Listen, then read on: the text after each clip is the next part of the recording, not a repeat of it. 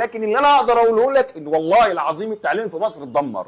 التعليم في مصر راح في 60 داهيه. اللي يحصل بعد الفيديو، منه لله اللي غشش، منه لله اللي ساعد على الغش، منه لله اللي زور في الدرجات وما اداش العيال دي حقوقها، منهم لله خربتوا البلد والبلد هتتخرب اكتر. انتوا كده العيال دي الفشله دول سبتوهم يغشوا ووصلوا الدرجات دي، والشطار دول يا عيني مش لاقيين اللي يواسيهم. انت جاي على الورده المفتحه في بلدك وبتطفيها وبتحرقها وبتعلي الفاشل اللي خاربها بمعنى الكلمه ونهنيه. انا انزل شهادات تقدير للناس دي ازاي؟ وانزل تكريمات لان انا منهار من جوه. انا عندي اوائل، اول على ادبي، اول على علم رياضه، عندي اوائل وعندي ناس فوق ال 90، بس مش دول، لا هم فيهم اللي ربنا كرمه وفيهم اللي كانوا شطار ويستحقوا.